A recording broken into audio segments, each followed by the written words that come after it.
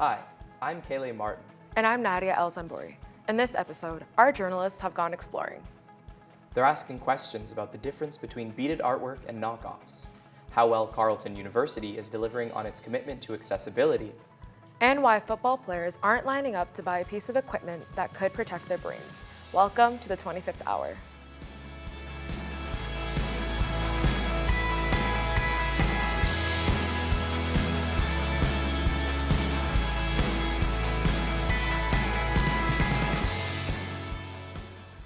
So that's a really bad curve cut.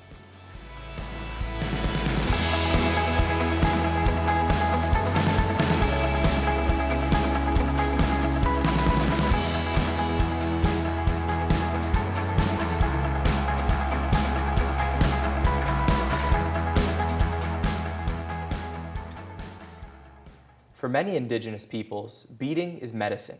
It represents a deep connection to culture and community. But what gets lost when cheap replicas take over the market? Our journalist Eli Pittman wanted to find out.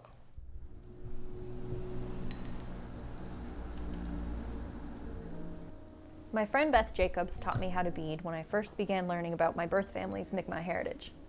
My adoptive family is of Irish descent, so it wasn't until I started learning more about Indigenous history that I felt comfortable doing so. Beading is a way for me to do that in a mindful and a respectful way. And it's not just me. Beadwork is a common way for people all around the world to connect to their cultures. For example, you can find traditional beadwork in places like Ecuador, the Philippines, and Tanzania. Even though I bead myself, I often buy jewelry or patterns from other people. Whenever I go to a new place, I like to buy a pair of earrings to support its local Indigenous artisans. So I bought these ones in Saskatchewan last time I was there. I got these ones in Newfoundland, and these ones are from an online creator. I buy my jewelry directly from artists, but not everybody does the same. I'm in a few online beading communities. Something I've noticed come up over the past year are cheap online marketplaces producing mass knockoffs. Online marketplaces that sell just about anything at a low price, like AliExpress and Alibaba, are gaining popularity. One of the more famous ones is Temu. According to Statista, it was downloaded 480 million times within the last year. Business Insider reported that it was the most downloaded app by American Gen Zers in 2024. That's even more than TikTok. Indigenous artists' designs are being reproduced cheaply by these platforms. Let's take a look. So if you scroll down, you can usually find a pair that might have been copied. So for example, these ones, if you do a quick Google Lens search, you can usually find another version of the earrings. This looks like it's been posted by Red River Métis Marketplace by Lorna Sanderson. If you look a bit closer, you can see that the design is pretty similar to the one on the other website, and these ones are $55. The earrings you'll find on online cheap marketplaces are as low as $5 a pair, compared to what you'd find in stores like Beadnigan. Beadnigan sells authentically made Indigenous beadwork, and you'll find a pair for $30 minimum. We're going to go talk to Jade, the co-owner of Beadnigan, about how online marketplaces influence the expectations people have when they shop in-store. So it's a really big problem, and it creates a really negative expectation in terms of undervaluing the work that the artist puts in. Beadnigan Cafe is my cafe here. So we're part cafe, part art space.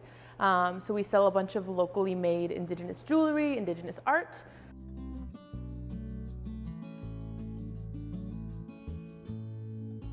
Beadnigan also hosts workshops that allow people to learn and appreciate how much time and labor goes into making beaded jewelry.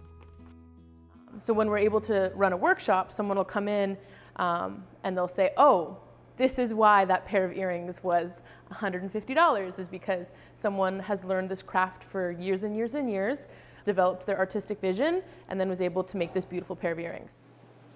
Let's go visit Carrie at a pop-up Indigenous market. She's been doing this for over a decade. She's going to tell us what goes into setting the price for her beadwork. I think it's like any craft, you're not going to make your hourly wage because there's a lot more hours go into it to produce what you do. That if you were doing that, you would literally make yourself unaffordable. She said inflation for materials today is the highest she's seen yet. Where bead tubes should be going up by under $1, it's going up by $2 or $3. Beads are made from pieces of recycled glass called glass cullets. According to market trend analysis firm Business Analytic, energy prices, the cost of raw materials, and global economic conditions like supply chain costs and government regulations affect how much cullets cost. Since the pandemic, these factors have made the price of glass cullets go up, making beads more expensive. But demand for beaded jewelry is going up as well. According to Grandview Research, a market research and consulting company based in California, the global market size this year for beaded jewelry is estimated at $6.94 billion US. That number is expected to grow to about $11.68 billion by 2030. That's about 20 times what Statista reports the Super Bowl made from ads in 2023. Beads are getting more expensive. Artists have to negotiate between raising their prices and what customers have begun to expect from these online cheap marketplaces. But as we've just seen, the demand for beaded jewelry is booming, and artists are at risk of getting priced out of the market. I'm going to go sit down with Jade to talk about the labor that goes into making a pair of beaded earrings and what cultural significance gets lost when we go for the online knockoff.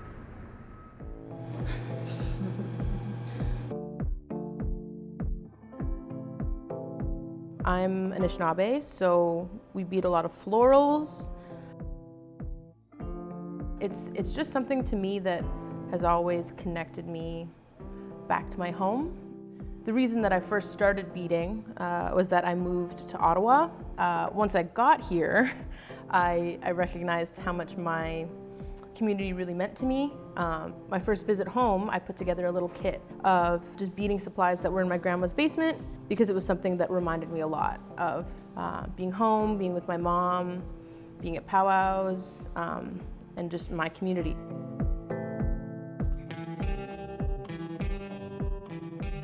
I mean, I've always been someone that's really believed that there's a certain spirit, you know, just the amount of work and the amount of effort that beaders will put into their work. When you purchase work that isn't created with that love and that care, you really miss out, I think, on a lot of those feelings and those good intentions. Indigenous artists are weaving their culture with their livelihood. There's a lot of labor and cultural meaning that goes into making beadwork.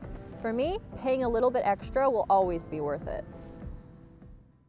Our next doc also came from a journalist's question. Nkele Monkman is a new graduate student at Carleton University. He started spotting accessibility issues across campus and wondered how they impacted people with physical disabilities.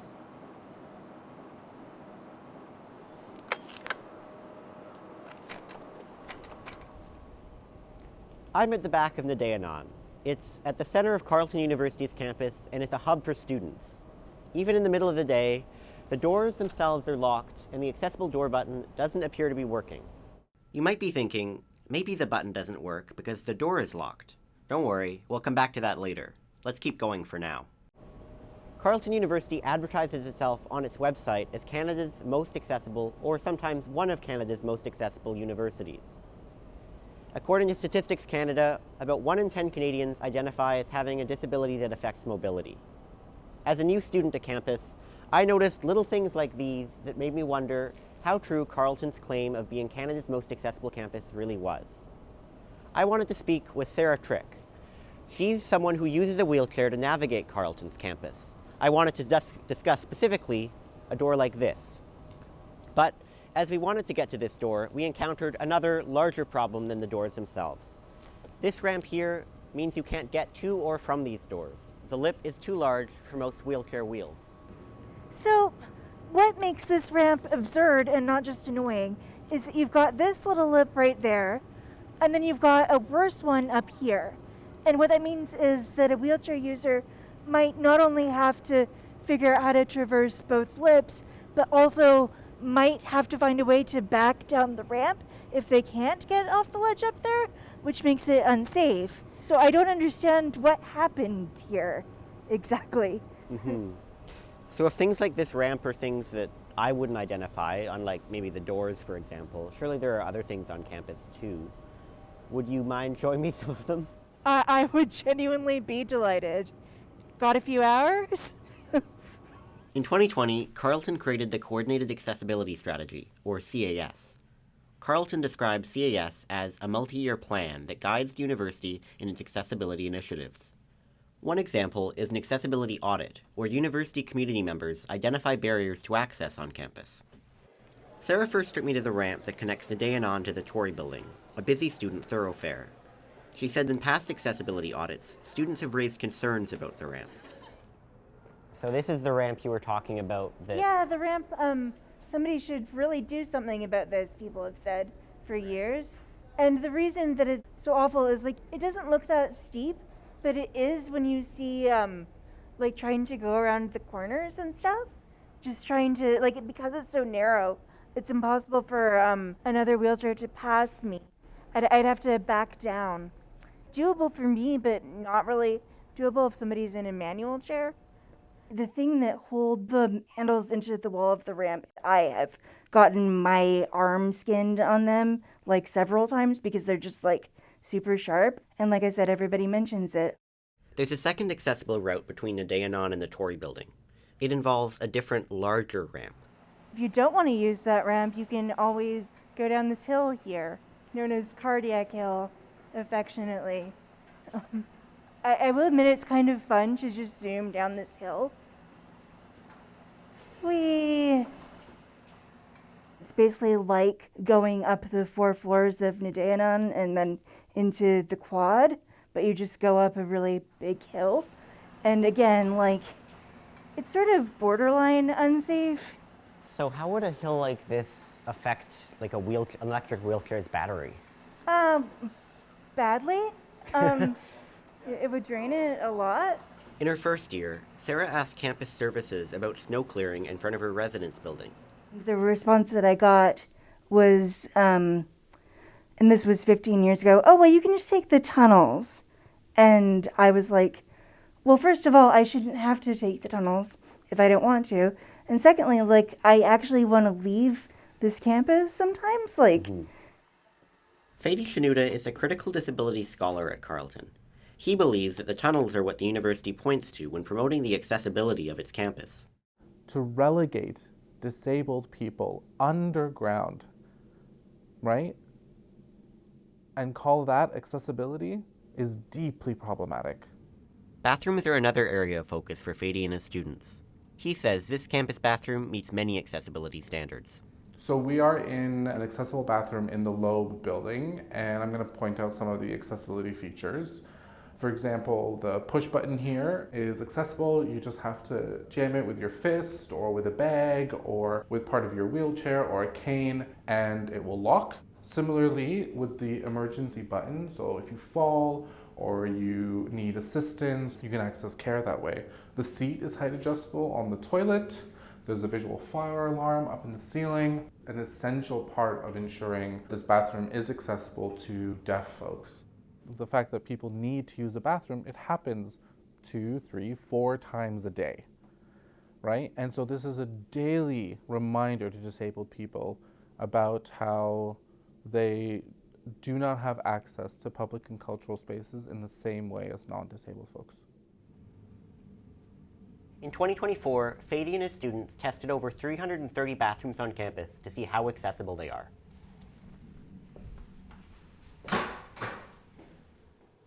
Some key findings from the study: 3 in 10 bathrooms have no wheelchair-accessible stalls. This stall's entrance is 85 centimeters by 93 centimeters. Ottawa's standards for accessibility require at least 1.5 meters in both directions, so a wheelchair can properly turn around. Shanuda's study also found that half of campus sinks have no automatic faucets. Almost none have adjustable heights, and 2/3 of bathroom stalls across campus had no door opening buttons. Fady's students created a campus map showing the qualities of a building's bathrooms. Each building then got a grade of 1 to 5. A 1 meant a building had no accessible bathrooms. A 5 was aspirational, with bathrooms accessible to everyone. Only the Macodrum Library and Nkele building received as high as a 4.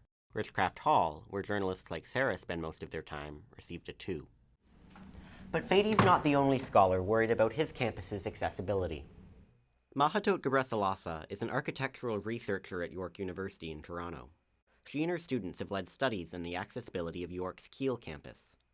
Some of the problems, whether it's in the US, here in Canada, or abroad, is some buildings were built before accessibility legislations were put in place. And so there's a difference in newer or older architecture, but how does the maintenance of that architecture also play into the conversation? You need to make sure there are no unmaintained sidewalks that can be an obstacle for wheelchair users and people who have to navigate the sidewalks using canes and things like that. Rachel Kwok knows all about infrastructure maintenance. She's a fourth-year journalism student and the vice president of Carleton's Association for Equity and Inclusion in Journalism and Media.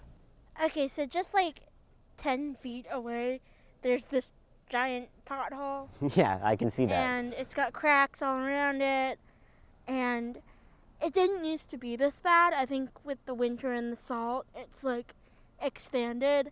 And instead of taking that, I'd almost rather go around, which I do go around, but it is quite a bad pothole. Mm-hmm. So you have to go like all the way around this triangle instead of going straight, and nobody really understands, and then I show them this pothole, and they're like, pothole.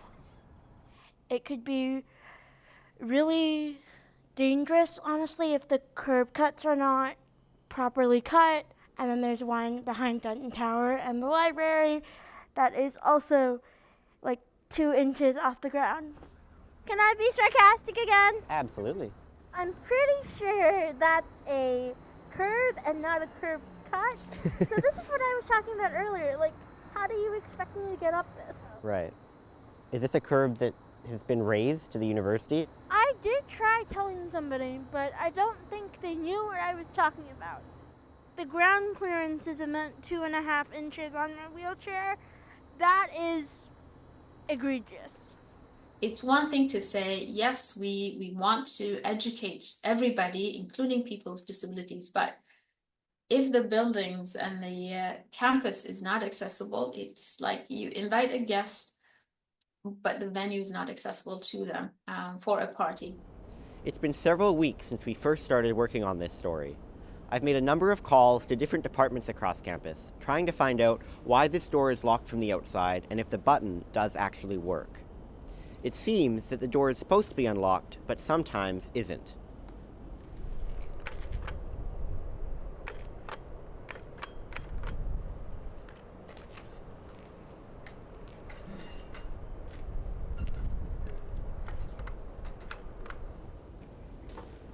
Over the past few weeks, I've also reached out to Carleton's Media Relations Office multiple times, asking for an on-camera interview. After a series of back and forth by email and phone, I received a written statement from the university's Media Relations Officer. It is almost word for word what is written on Carleton's website. The statement reads, "Carleton University takes pride in being considered one of Canada's most accessible universities. Since the launch of Carleton's Coordinated Accessibility Strategy in June 2020, progress has been made on almost all of the strategy's 40 recommendations. Carleton acknowledges that not everything in our community is accessible, and we are actively working to identify and implement accessibility solutions and prevent barriers. In the interest of fairness, we decided to try one more time to get an on-camera interview, so the university could respond directly to the things the people we interviewed pointed out to us.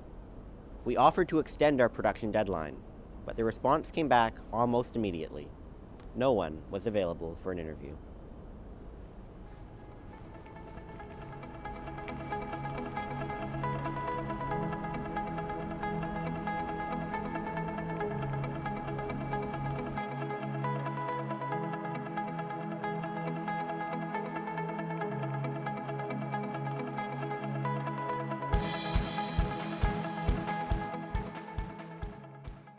The symptoms of heart disease in women often go undetected.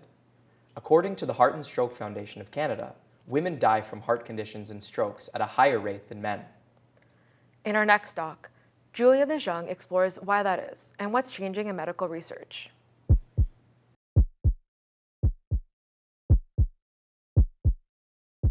Everyone has a heart, but in Canada, the hearts of just over half the population are under-researched and overstressed.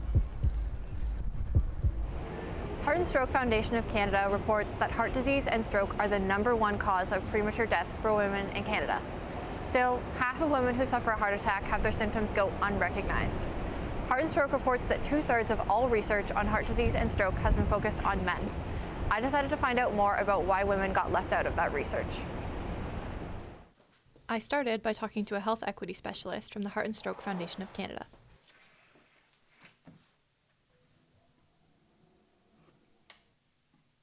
In the past, there has been concerns around including women because women's bodies are often viewed as complex or overly complex to study. Women are not just small men. We have different, again, those kind of sex-related differences in our bodies, as well as the gender-related differences in terms of how we experience things and how we access care treatment. She filled your heart when it was empty, and she lived to protect it. But who's protecting hers?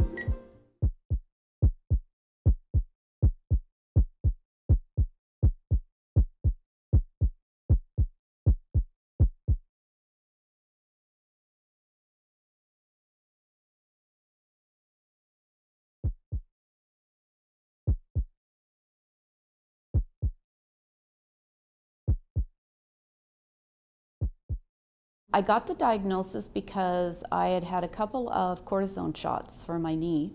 I'd gone on holidays and just did not have couldn't sleep laying down. It was just a very uncomfortable feeling in my chest for about 5 days. And when I came back, I went to my doctor and I said, let's not ever do this again. That was not enjoyable. And then we started talking about my family heart history. Men are more likely to just report pain in their chest during a heart attack. Women, though, are more likely to have more than one symptom.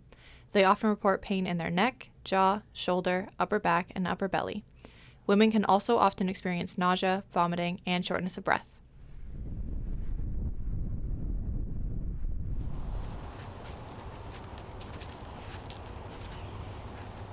In Canada, only 11% of women can name one or more risk factors for heart disease or stroke that are specific to them.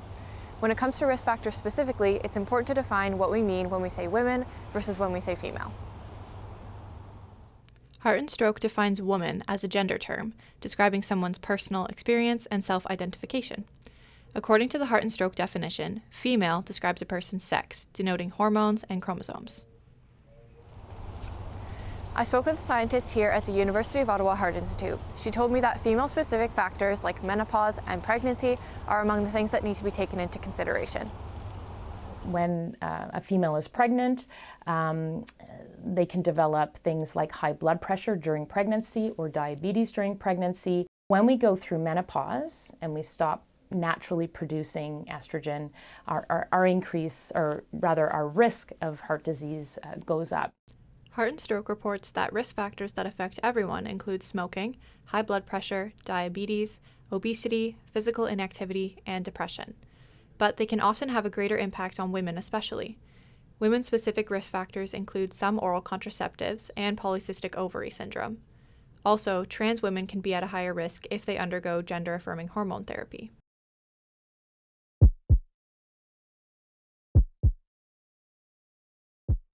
The Canadian Women's Heart Health Centre offers a peer support group called Women at Heart.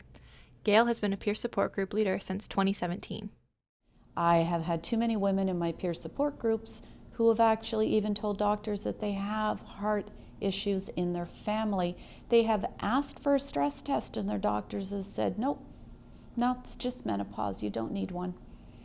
And then they go and they have a heart attack. They just don't feel that they're being listened to. And for many of them, it didn't have to end up in a heart attack. It just didn't. Many institutions across Canada are trying to close the research gap by considering sex and gender in their studies and working with women with lived experience. I actually had a story from somebody that many years ago had been in a group, and she said that there was a friend of hers that she had told about symptoms, and it was based on that woman took herself to the hospital and found out, yeah, she was having a heart attack. The reason why we do research is to improve care and outcomes. And so what's really important as the sort of final step or, near final step of research is getting that knowledge out there. At Heart and Stroke, we're continuing to fund the people who are doing that research. We're continuing to fund the projects that are creating the knowledge that we need to change the system. The Canadian Women's Heart Health Centre and Heart and Stroke will hold the 5th Canadian Women's Heart Health Summit this April to keep driving forward change and closing the health gap. We're going to shift from heart health to brain health. Football players' brains are vulnerable. In 2022, the NFL put in place a new requirement for training camp and practice. Players in some positions have to wear a Guardian cap. It's a piece of equipment that reduces the impact of head collisions. But getting players to wear these caps isn't an easy sell. Mezo explains why.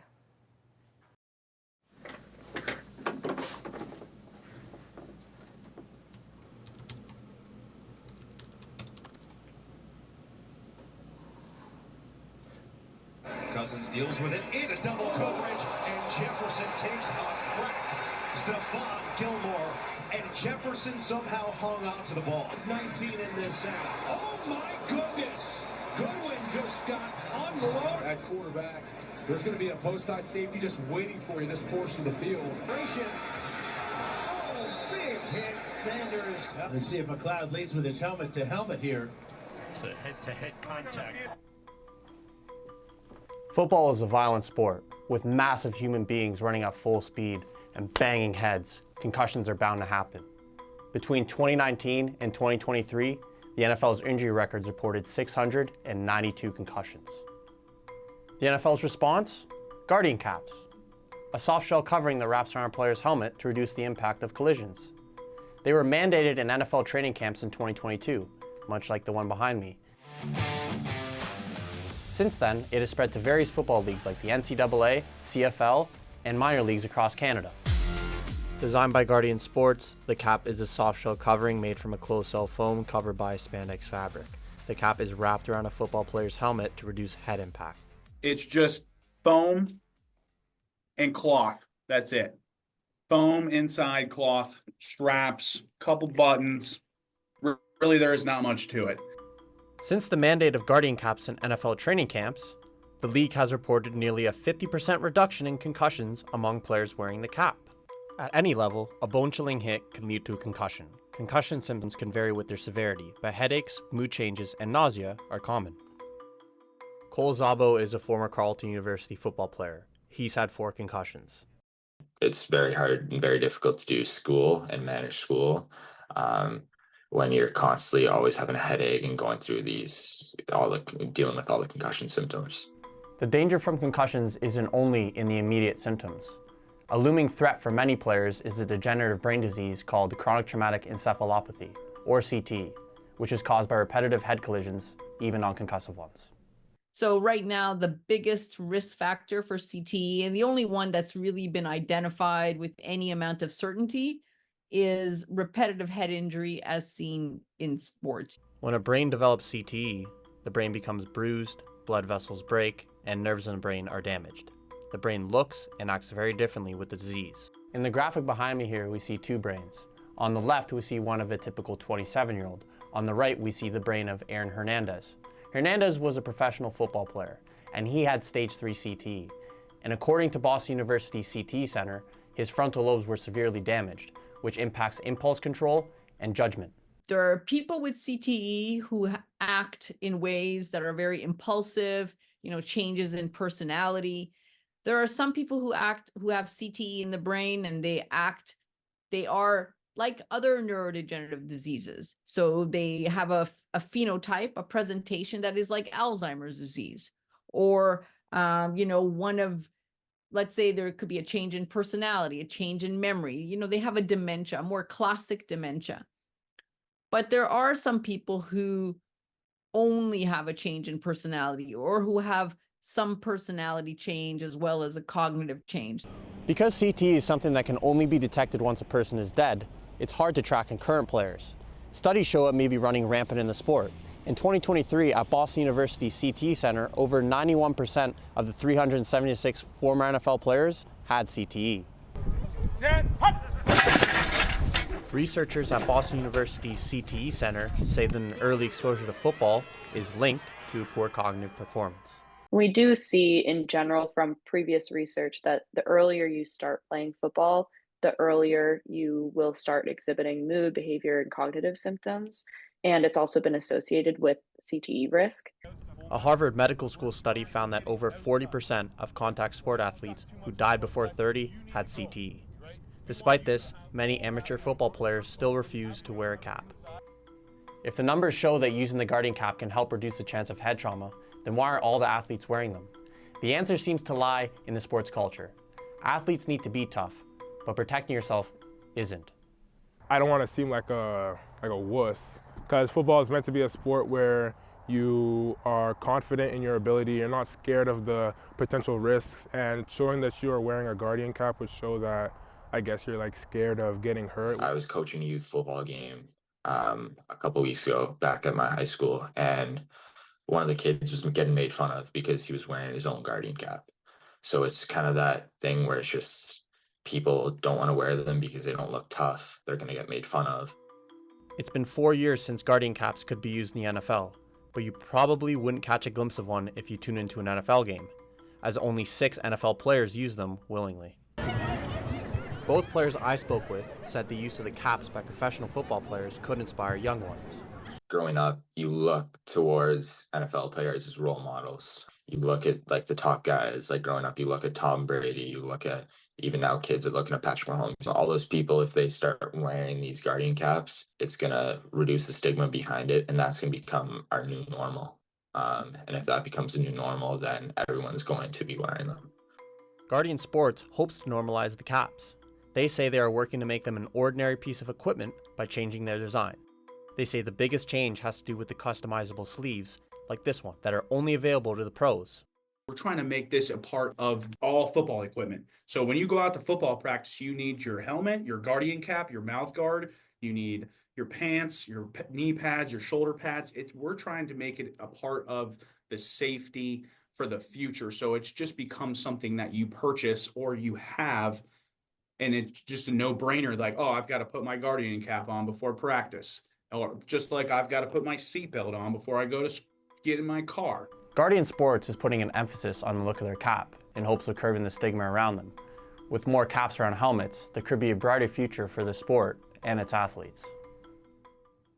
In our next talk, we'll also be looking to the future. Some people say Ottawa is boring, but others, including City Hall, are trying to change that reputation.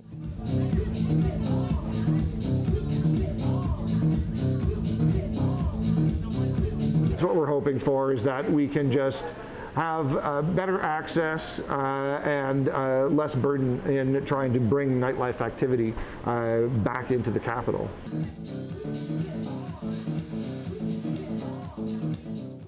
What Canadian cities would you say have great nightlife? I'd say Toronto, Montreal, and Vancouver. Well, Ottawa's trying to join that list. City Hall recently hired a nightlife commissioner and put together a volunteer council to support him. In our final doc this episode, Jessica Shackleton tells us how cities around the world are enhancing their nightlife and how Ottawa could do the same. When you think of Ottawa, you might think of it as boring. It's a city that has a reputation of being a quiet place with not much going on. But the nation's capital wants to become a nightlife destination. In the summer, Ottawa introduced a nightlife commissioner named Mathieu Grandin and a nightlife council in early November. Over 60 cities have their version of a nightlife commissioner. It started in Amsterdam over 20 years ago. Other capital cities include London and Washington, D.C., and now Ottawa.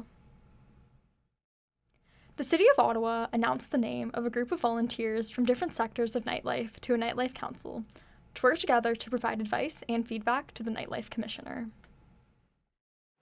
When I heard about the new nightlife commissioner and nightlife council, I wanted to learn more about what they plan to do to liven up the city, and also how it works in other cities around the world.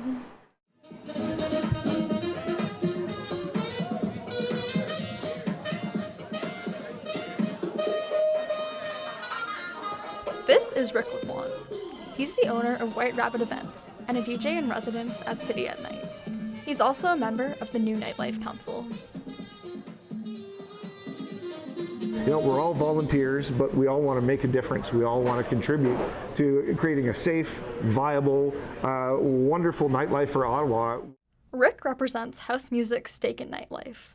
So one of his priorities is the all-night dance bylaw that was passed in Ottawa in 2002 and is a law against unlicensed raves. The permit costs $390 for one night. We're really hoping that they'll be receptive and try to ease some of these all-night dance event business license requirements as they apply to nightclubs.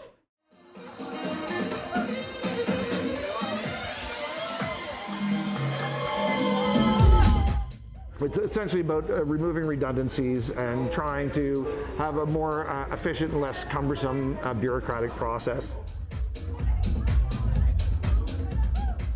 Rick's comment on the bylaw is one example of nightlife improvements. I wanted to know how changes to nightlife are made in other parts of the world, so I found someone in the UK. He's with Nighttime Industries Association UK. His name is Michael Kill, and he's been vital in advocating for nightlife in the UK and beyond.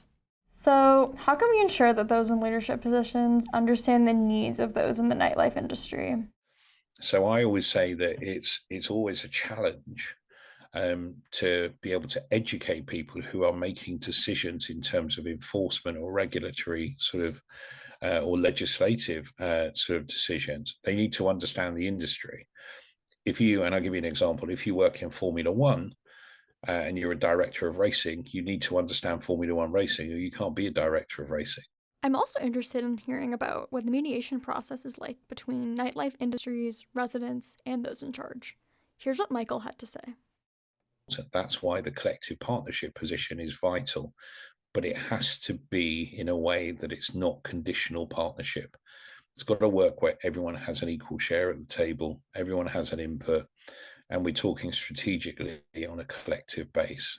Can you give me any examples of where this has worked? I've seen those examples in New York, and I've seen the examples in Sydney, Australia, where federal, state, and industry have built up a relationship, but a lot of this is down to trust. Every city has its own way of governing nightlife, so they come together to discuss ideas at nighttime conferences, like the one that just happened in Vienna. This conference featured discussions on different topics in nightlife. Ottawa's nightlife mayor, Mathieu Gaudin, was there, and so was McGill University's Will Straw. He spent a lot of time in the field of urban media studies and has written extensively on night studies. In Vienna, he was on a panel talk called Night Science, an academic view on nightlife. But let's bring this back to Ottawa, where the city has a nighttime economy action plan already in progress. Some of these nighttime goals include safety and security measures and diversifying nightlife experiences. One recommendation in the plan is expanding nightlife all across the city. This is where Professor Straw's expertise comes in. For those in Ottawa who aren't downtown and might not be into clubs and bars, how can nightlife trickle into neighborhoods beyond just downtown? The best things that have happened in Montreal in the last 5 or 10 years are that neighborhoods further from downtown have developed nightlife scenes, and you get these whole nighttime ecologies, if you like, strings of businesses, not a million of them, but enough of them to create a sense of buzz. And I think that's a sign of a healthy kind of nighttime economy. And what would you say to those who may say, what's the point of even having a nightlife mayor? If you want to preserve your downtown, make it a little livelier than it is, create places where different kinds of, queer communities and avant-garde communities can express themselves, well, then I think, why not put someone in city government who can spend all their time thinking about that and working with all the players in order to make it happen. So while the creation of the Nightlife Commissioner and Nightlife Council is still in the initial stages here in Ottawa, the council plans to meet for 4 times a year and hold a volunteer position for 2 years. That's it for this episode of the 25th Hour. Thank you for joining us. I'm Nkele Martin. And I'm Nadia Al-Zanbouri. Thanks for watching.